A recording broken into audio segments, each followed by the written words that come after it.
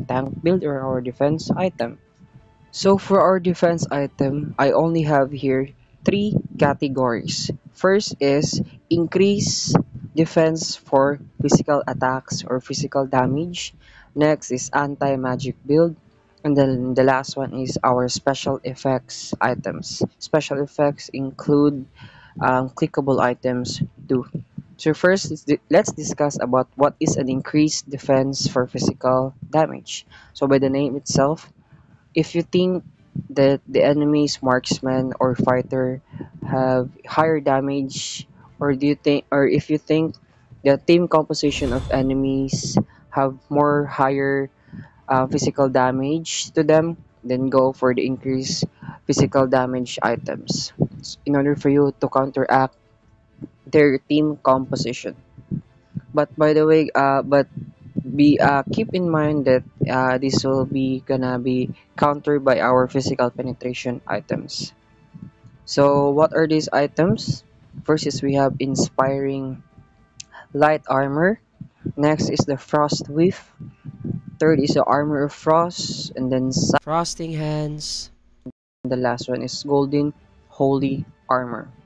So again, you build this one in order for you to counter team compositions that have more physical damage on their team, and also to withstand high damages from the marksman or from the fighter of the enemy's team.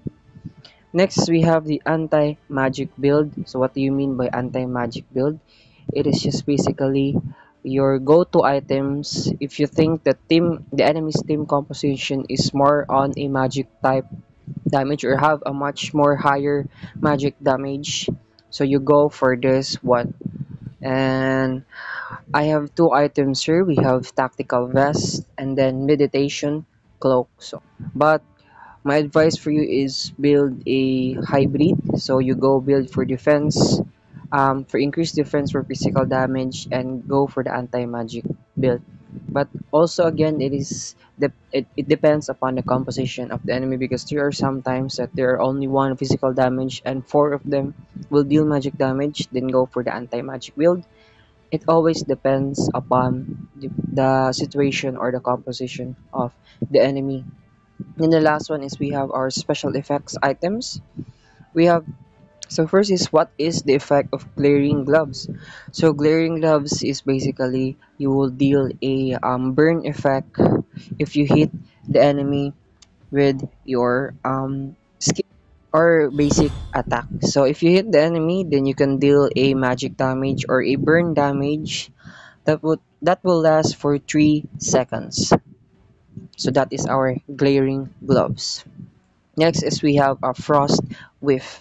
So basically, frost whiff is just a AOE slow item. So every time the enemy hits you, then there will be an activation of freeze ring, or there is a ring that can cause slow to the enemy. So that is the special effect of our frost whiff.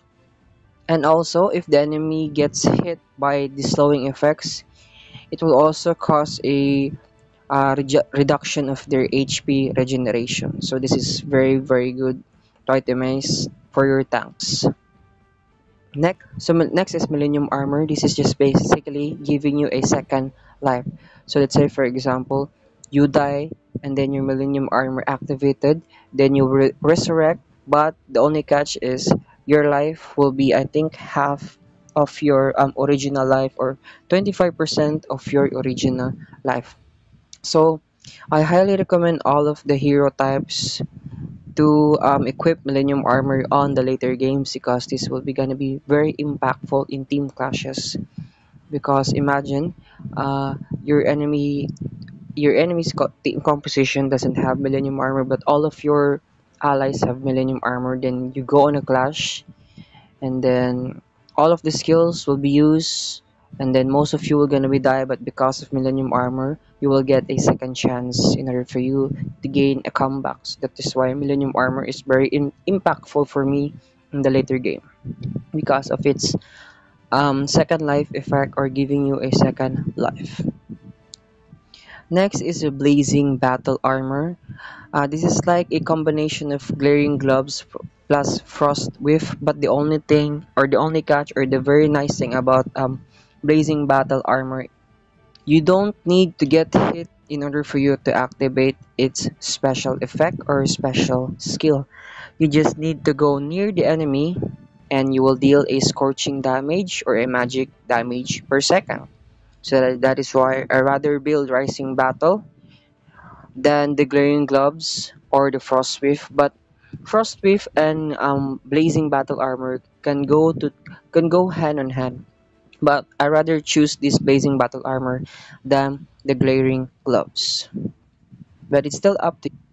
And also Blazing Battle Armor have more better stats. It will give you 90 physical damage and 1280 max HP. But the Glaring Gloves will only give you 30 physical attack and 160 max HP. So I think you might want to build Glaring Gloves if you are a fighter or you are a jungler that wants to be a little bit tanky side.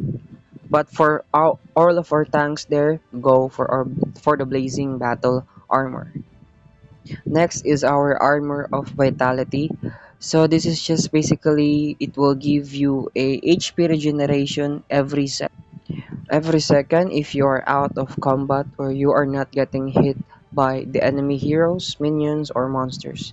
So Armor of Vitality is just like a mini regeneration fountain.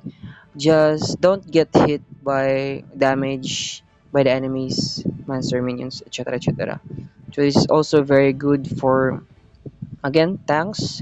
So you tend to go home less in order for you to regen because of your Armor of Vitality. And then the next one is our Thornborn Armor. So it will just basically reflect the damage or the physical damage or the basic attack damage of the enemy, and it will increase if you also activate it. This is also one of our activation items. So Thornborn Armor will just basically give a specific percent back to the damage that you have gained to the enemies. So this is very good for countering enemies, marksman, or enemy fighters. And then the last one is we have Rage in War. This is also an activation skill. So Rage in War is just like your instant shield. So if you click Rage in War or you activate Rage in War, you will gain a shield or a barrier for 5 seconds, and then if you deal damage to the enemy characters, then its duration will refresh.